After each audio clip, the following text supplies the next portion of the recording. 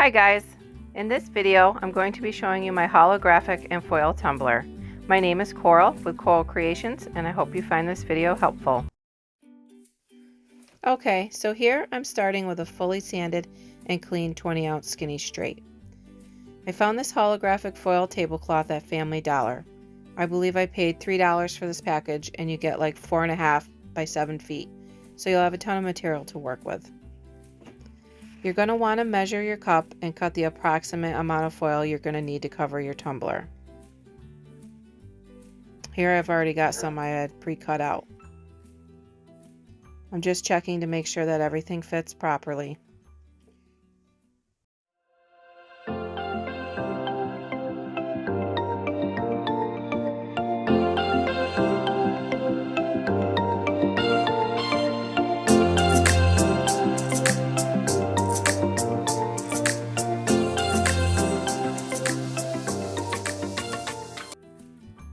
Okay, so I went ahead and mixed up a small amount of epoxy. I'm not worried about any micro bubbles or anything at this point because you're not going to see this layer anyway.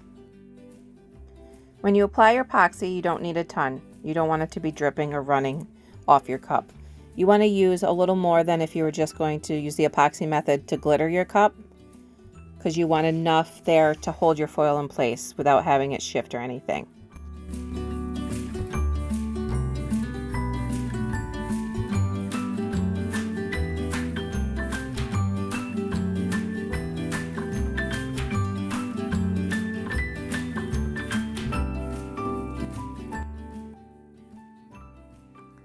Now I'm going to go ahead and crinkle up the foil. I do this a few times to add more crinkles.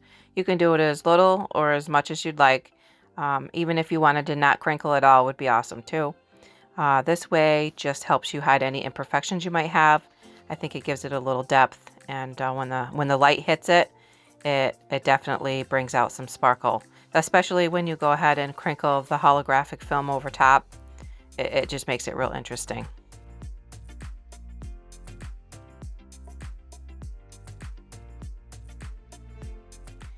When you're applying the foil at this step, just try to get it as straight as you can. This will alleviate any problems you'll have down the line when you go to put your wrap on or your template. It'll help you to hide that hard line between the two colors. On my tumbler, it's between the yellow and the green. Depending on where you cut your square out in the foil, will depend on where your line will be. But I was, able to hide it really easy by taking the Argyle template and lining the black diamonds, the center of those, right up the line, and you would never even know it was there. It just looked like a continued ombre.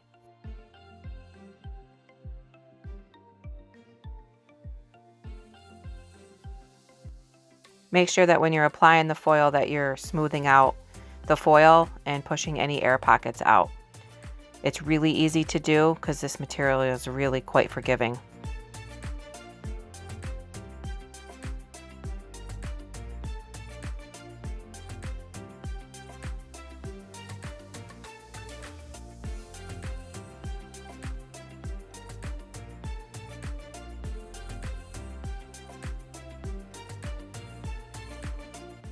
Okay, and that's it. Very simple. We're going to let this cure and then we'll move on to the next step.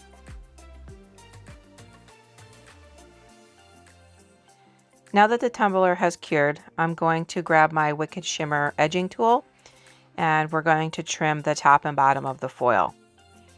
I decided to do this so that I would have a nice clean edge on the top and bottom for when I applied the epoxy.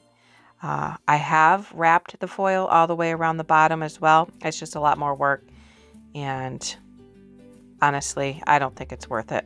I did it once and it came out beautiful, and if you're up for that, go for it, but I recommend just cutting it off.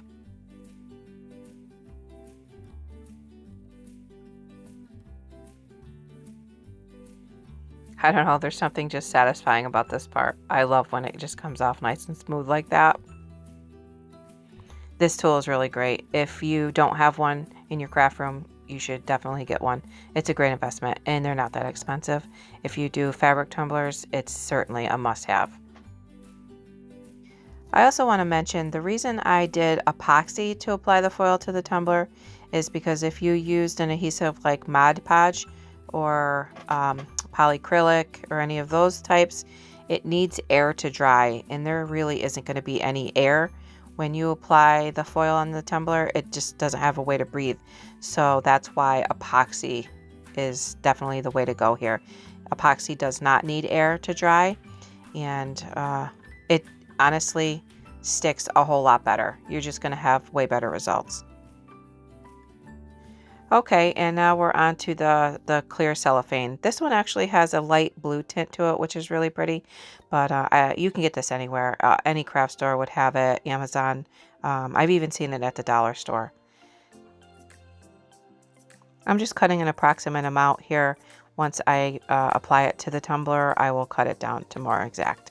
I just didn't want to have all this excess in the way.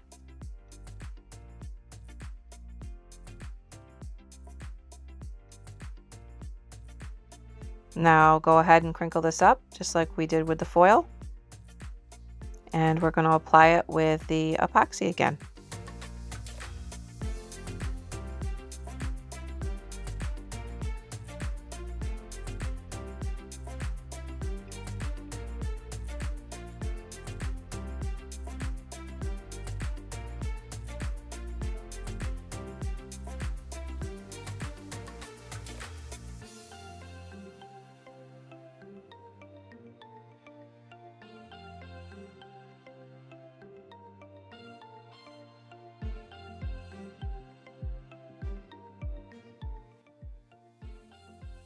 All right, you're going to want to take your X-Acto knife and just cut down where it overlaps, nice and straight.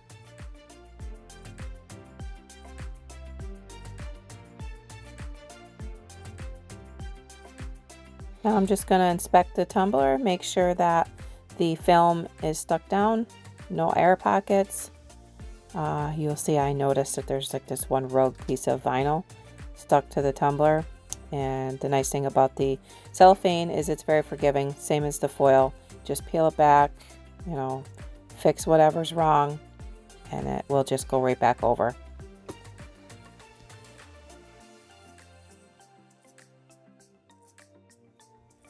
I'm just going to continue to smooth this out, and we're going to set it aside and let the epoxy cure, and we'll move on to the next step.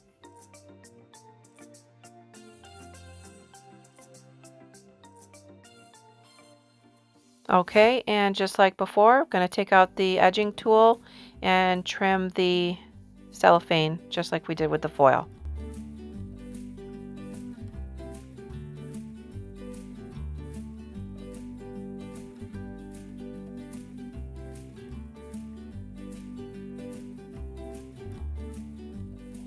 Okay guys, and that is it. We are at the last step.